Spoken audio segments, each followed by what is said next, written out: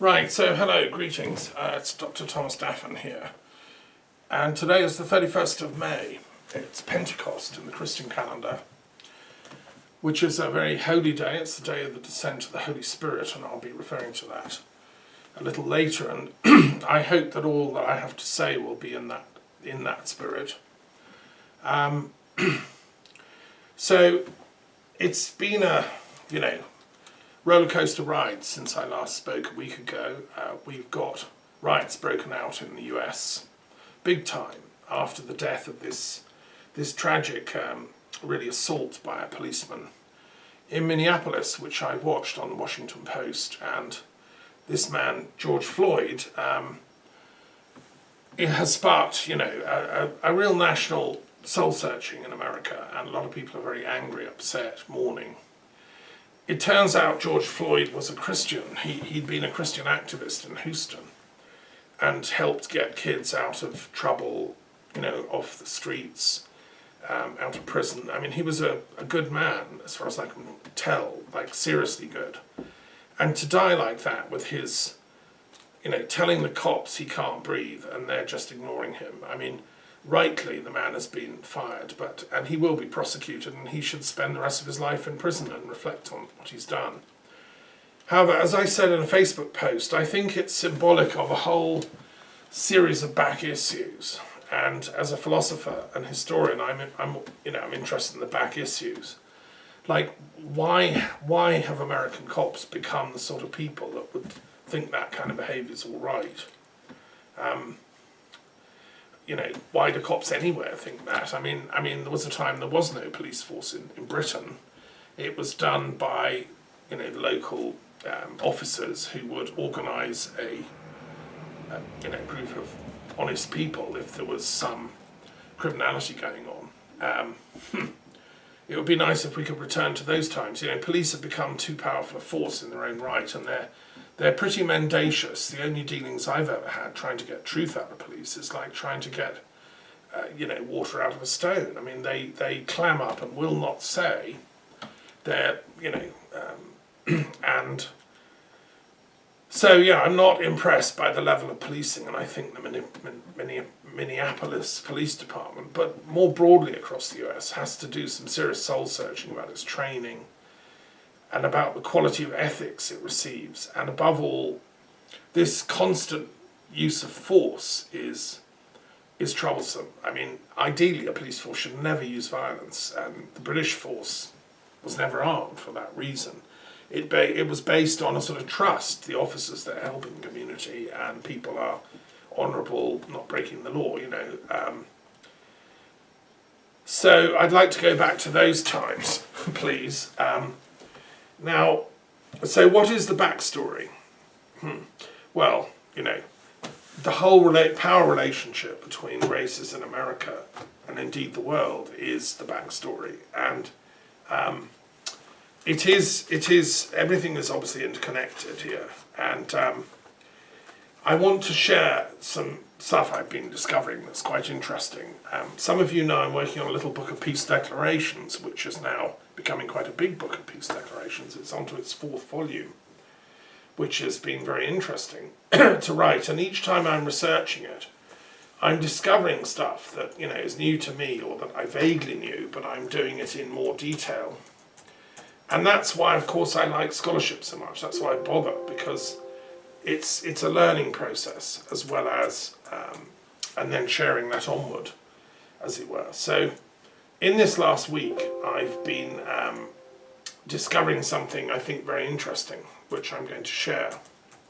If I can find it, of course, it's always a matter of finding texts.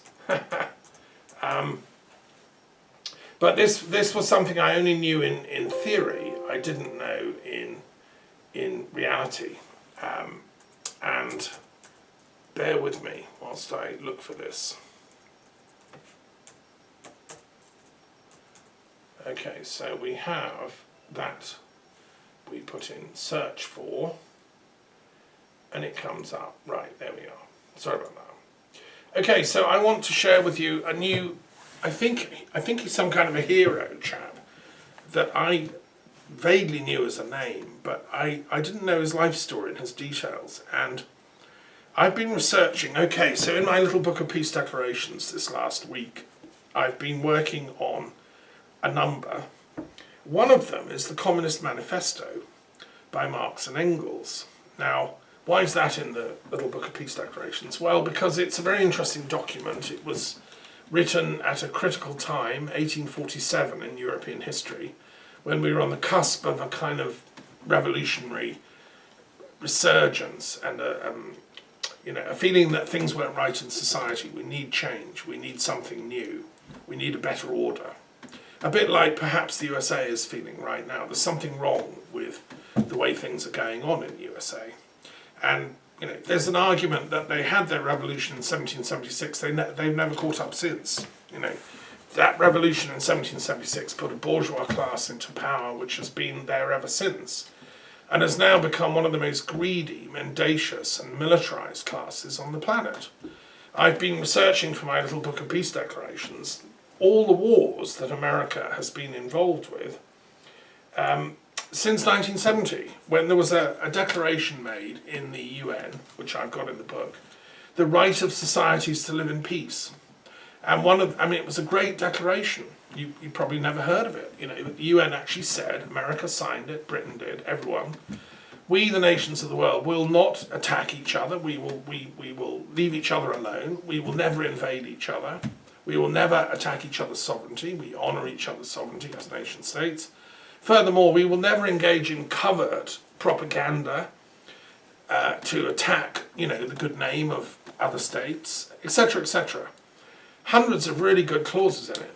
Now, of course, it's all been totally ignored by the bourgeois, elites who run the USA and have done so since effectively, with little gaps, but for a long time. Since the 1776 revolution, since that constitutional structure was set up, which guarantees that the same kind of class, the plutocrats, always get into power. You can't get into, you couldn't even think of being a president unless you've got vast wealth and so on and so on. So, Obama was a miracle how he sneaked in. And the process of accumulating that wealth means you have to become extremely corrupt in order to be able to get into power. So, it's a self-serving, corrupt system. Now, the ordinary voter on the streets of Salt Lake City where they're rioting, or Minneapolis or whatever, whether they're black or white, they're waking up to this. They're saying, what? Are we run by people who accept that kind of behaviour by this cop? Well, I think it's time for change, guys. And that is what leads to revolutions. Okay, in the Communist Manifesto it says, and it was written before the revolutions of 1848. I studied European history in great detail when I was a young man at the University of London. I wish I could, have done even more detail. So it's really interesting to discover a nuance about it that I didn't know. So during the 1848 revolution, having written this Communist Manifesto, which had 3 effective drafts, and I've given them all in my peace declarations. The first draft was a kind of,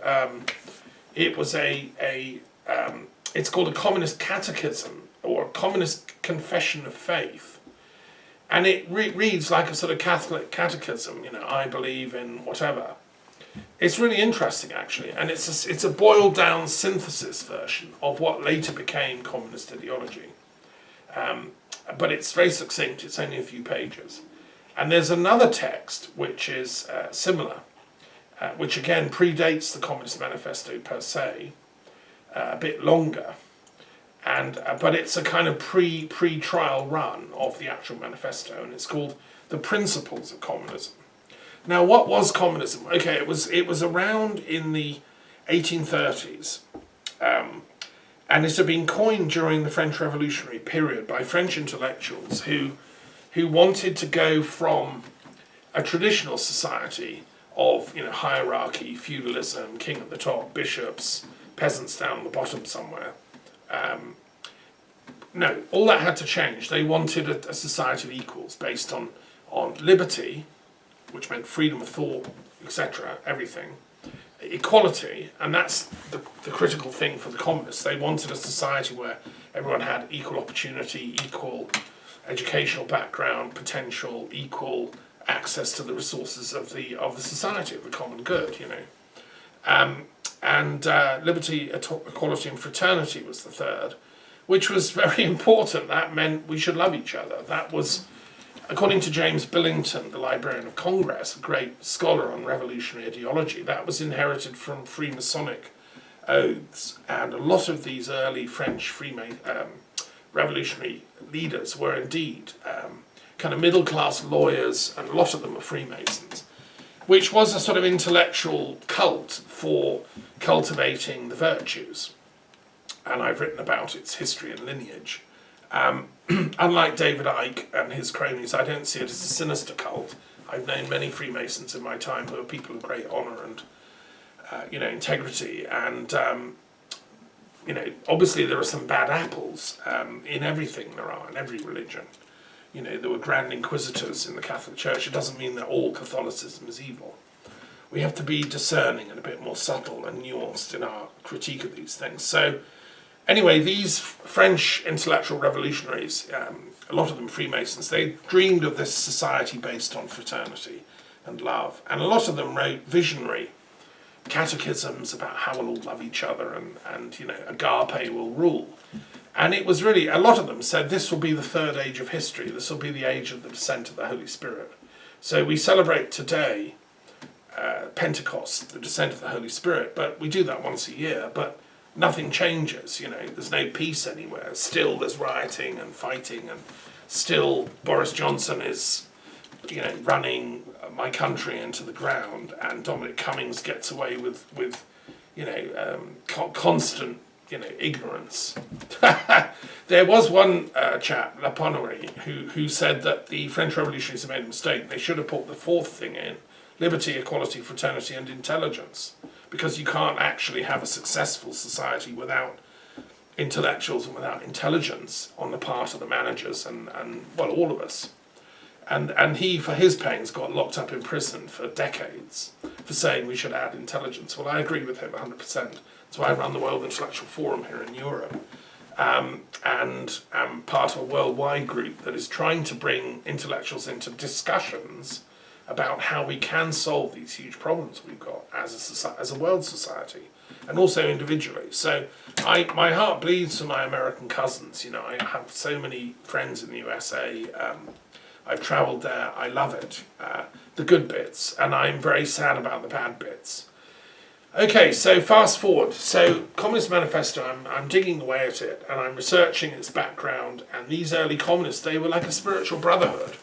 And Pierre Leroux, who lived up the road here in the middle of France, he was part of this movement.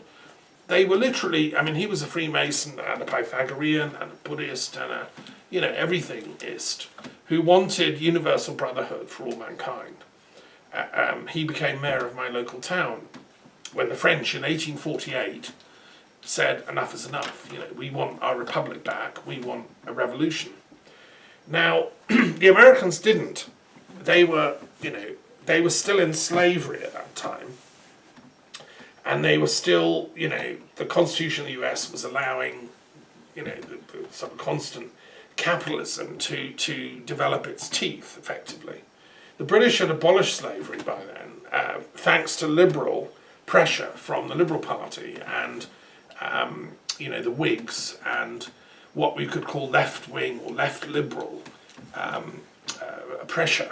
The Tories fought the abolition of slavery tooth and nail. They wanted to keep it because they were profiting from trade out of Liverpool and Bristol all over the world, selling and buying slaves. And the liberal and Christian, British intellectuals said, no, it's time to move on. We're stopping that nonsense.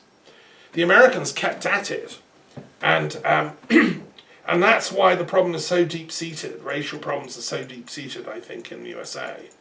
Now, okay, I want to share something. So, I'm researching the 1848 revolution in Germany. Now, not many people know there was one. It was quite small, but it was really intensely felt by the people involved. And what they really didn't want was a sort of proto-Nazi Germany to be run by the Prussians, who were angling to take over. What they wanted was a democratic federal system, a bit like modern Germany, where everyone had a vote, there was equality of opportunity, and they were putting forward very advanced ideas. And Engels and Marx were part of that movement. They were, at that time, you could call, they were communists because they foresaw that democratic revolution, which could bring about a constitutional assembly and so on, would be just a prefigurement to this longer term thing. I should mention somebody else at this point, which is a philosopher who I greatly respect and admire called Moses Hess, who was a Jewish intellectual Hegelian who wrote an amazing book about the advent of an era of history when the Holy Spirit and love would reign supreme. He was Jewish, but he was a Berlin University educated Hegelian mystic, cosmopolitan intellectual who foresaw the ending of the conflict between religions by the fulfillment of all their potential. So it wouldn't matter if I'm Jewish or Christian or Buddhist or whatever, because I'd be enlightened.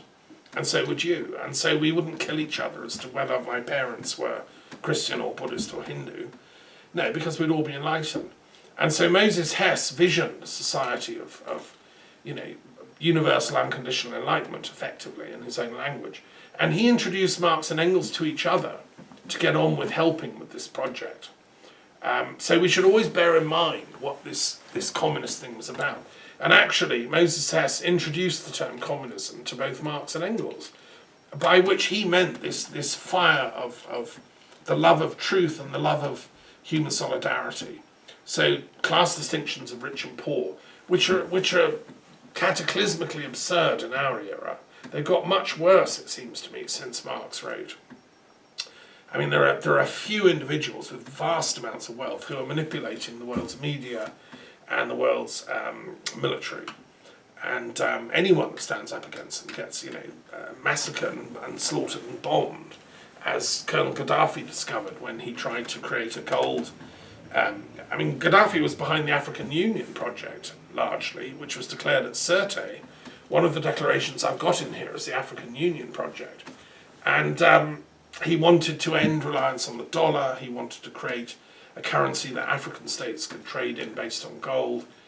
And it seems that this is why the capitalist elites based around Washington and London decided to destroy him and used fig leaf excuses. I mean, we could have mediated. Yes, of course, there were Libyan groups that didn't like what Gaddafi was doing, and we should have mediated them and brought peace. And the tragedy is that Gaddafi had come in from the cold and agreed to give up any possibility of nuclear weapons and so on.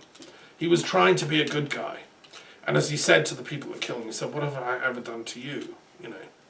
Now I think there was an anti-African element in the destruction of Libya by the Anglo-American elites, and I think it's outrageous. And I think the African Union should go into the files and have a very good historiographer, Africanus, should be appointed to work with the African Union and discover really what was behind that destruction of Libya, and follow the money is my advice.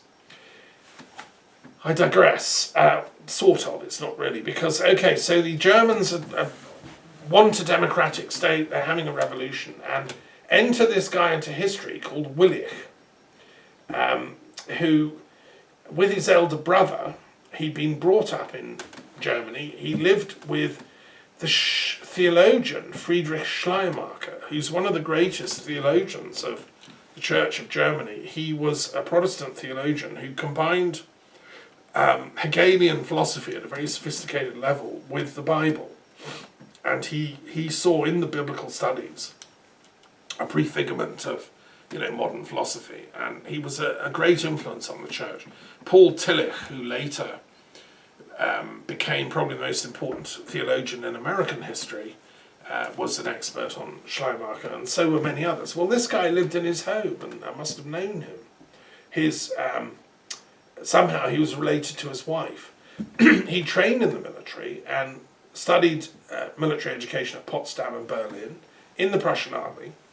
But then he resigned when 1848 came along. He said, no, I can't in conscience serve in this Prussian army. So he joined the democratic revolutionary cause. And he went to Westphalia, which was in the Rhine region, where the revolution had broken out. And here young Engels had also volunteered. And it ended up that Engels was working as his aide-de-camp in the little revolutionary army, which only ever had 600 to 800 men. I mean, it was, it was doomed to fail. This is like the Che Guevara, this guy, of German history, Willich. They took part in 3 battles. I was researching all this fascinating stuff. Engels was there trotting around. He was mostly doing messages, but he had command of a few brigades. They were sharpshooters mostly. They were totally untrained. They were workers, proletariats, as Marx and Engels called them. Blacksmiths and carpenters and things. No real military training.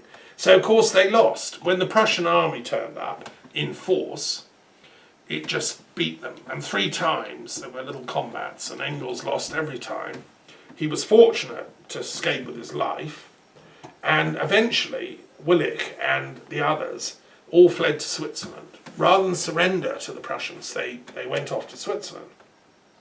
They got through over the Black Forest Hills down to Wolfach, and then south to Switzerland. So what then happened is really interesting, because, and this is the bit I really didn't know, Willich he escaped through Switzerland. He came to London, and Marx and Engels also made it to London by this time, right?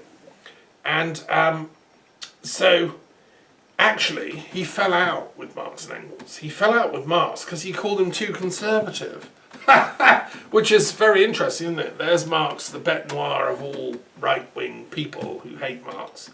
And for Willich, he wasn't radical enough. This was a guy who'd been in the revolution, actually taking fire. And he thought Marx was just a desk-bound scholar and not worth bothering with, and that his ideas were antiquated and just wrong, I don't know enough about why they fell out, but what I do know is it was quite serious, because Willich actually challenged Marx to a duel. He insulted him in public and said, I don't know what, but Marx refused to fight. So, which is ironic, showing his lack of courage and God knows what. Probably thinking, no, I'm too great an intellectual, I can't risk getting a bullet and dying at this young age like Pushkin. Well, he wasn't that young, but he was youngish still, 1848. 1849 by the time they all met up in London. So what happened was somebody else challenged Willich instead, and they had a duel, which Willich won. I mean, he was a military guy, right? Poor old Marx didn't stand a chance. That's probably why he turned down the duel. And eventually, not long after, in 1853, Willich went to the US. And he was part of an immigration of radical Republican Democrats from Germany who went to the US thinking, well, we'll build a promised land there. And he served in that capacity. He went to Cincinnati. He was editing a newspaper in German. Before that, he'd worked in the Brooklyn Navy Yard, and his discoveries in mathematics and science, he was a very learned man. He'd studied in the Prussian Military Academy, so it got him, a kind of, promotion, and then he was given new posts and so on. Anyway, it's really interesting. I think a film or documentary should be made about this guy, Willich. I'm so excited because it's so interesting. This lost German radical.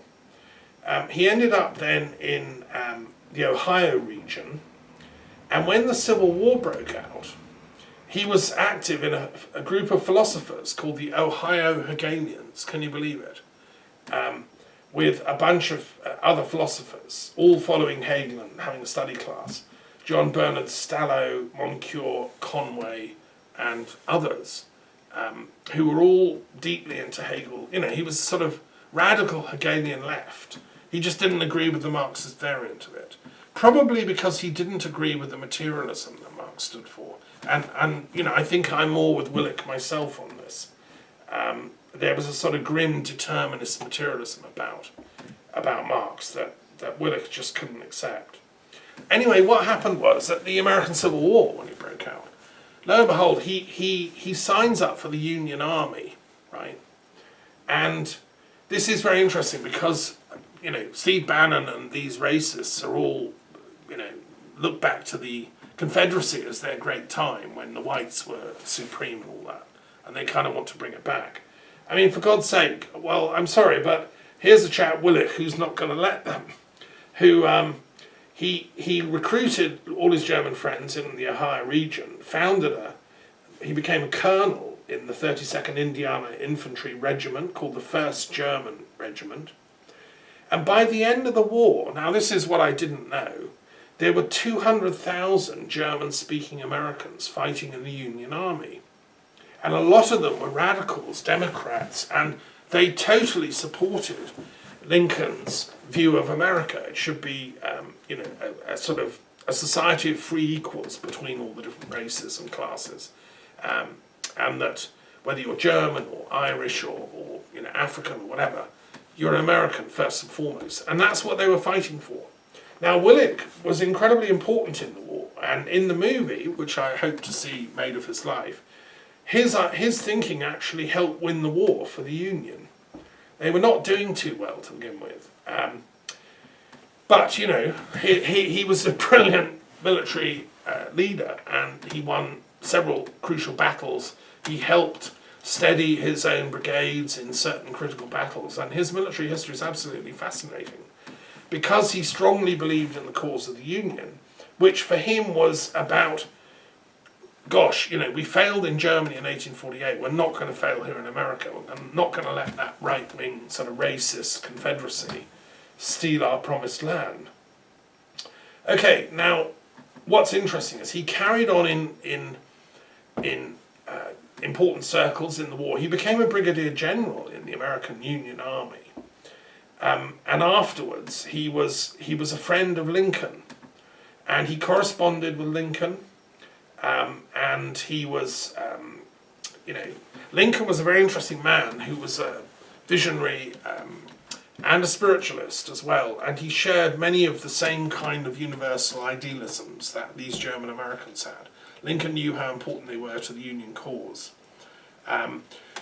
Now, what I didn't know, and this is where it gets interesting, is Marx was also involved in all this because he was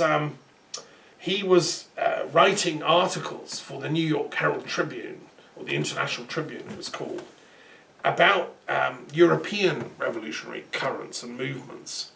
And this was being read by all these American Union soldiers and Democrats.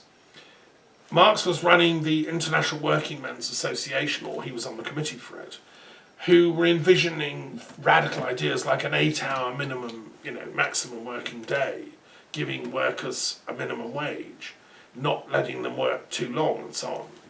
You know, and these ideas were then taken up by the International Working Men's Association, and they were developed also in America. And what I didn't know before is that Lincoln was in correspondence with Marx. Marx was asked to draft an address for Lincoln from the International Working Men's Association, which included many British trade unions. Of course, he's in London. And he was saying to him, you know, you're a bit of a hero, Lincoln. So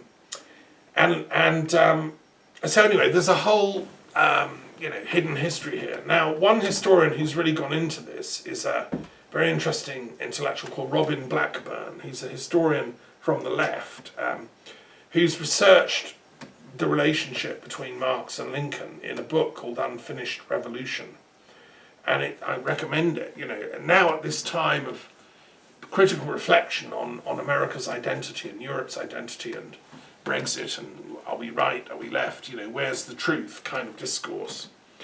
It's really essential background reading.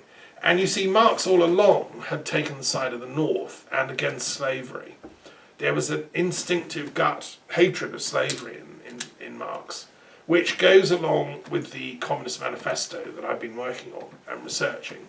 And he wanted, what he meant by communism was a society where slavery is gone. There isn't any left. But it's not only slavery as in like I've got the right to whip you and make you do what I want, but the slavery of capitalism and the slavery of the machines. What Marx critiqued in his work in London was a detailed study of how capital naturally, inevitably enslaves us. And his critique is to do with the machine. It's the machine that enslaves us. Now, if he were alive again today, he would be like, Raymond Williams, who was a great left-wing intellectual at Cambridge, who I met. And he critiqued the advent of the computer age, and he said this is a new kind of enslavement by capitalism. It's going to turn us into robots. Well, lo and behold, the big capitalists like Elon Musk are already designing robotoid humanoids who can, there'll be a chip in me so that, if I say the wrong words, I'll get a zip. I mean, where's freedom gone? Where's liberty gone in all that? Marx would say no. And poor old Willich fighting in the Union Army, was it so a policeman can kill a black guy just because he had the wrong $20 bill on him? I'm sure he didn't realise what he'd done. To me, that symbolises the madness of capitalism, that this policeman, racist, hatred, fear, probably, because he's been taught to be afraid of black guys, just thinks, well, I'll just, keep him down there. And even though the guy can't breathe. And it's all because of a $20 bill. I mean, is that all a man's life is worth now? I mean, it's the system that's to blame. That's what Marx would have said.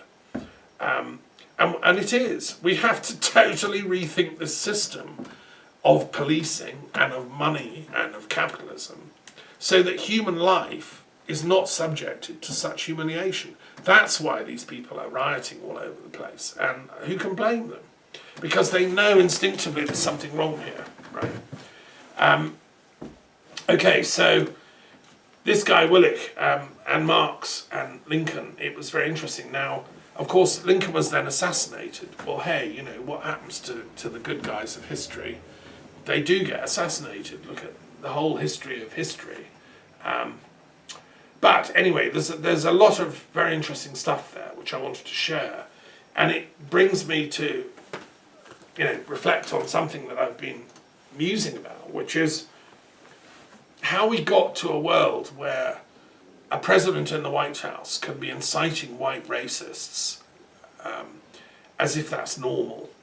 And that, of course, is then leading to the divisions.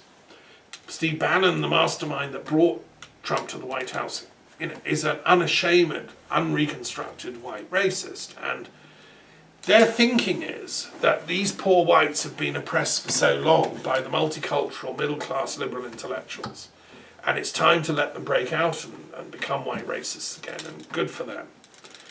Well, I don't agree with the fundamental premise of that argument, Mr. Bannon. The whites, such as myself, they're a complex tribe. There are many varieties. There are Celts, there are French, there are German, there are Spanish. We come in all shades and colours. There's no such thing as just white. We have all our own traditions and histories. The Irish have, their own ancient history going back to Druid ages, and I'm partly descended from that. And proud to belong to a tradition that puts universalism and peace above narrow-minded tribalism and racism. The Irish that I respect, and Bannon, bless him, is part Irish. This is the tragedy of the whole story, He's never studied this. He has no knowledge of the authentic lineage of Irish universalism, which is in the Druid traditions of a universalist commitment to peace and to enlightenment. It's as ancient as the Vedas and the Upanishads. So there is no need for a resurgence of white racism. On the contrary, what we need is a resurgence of white wisdom, as well as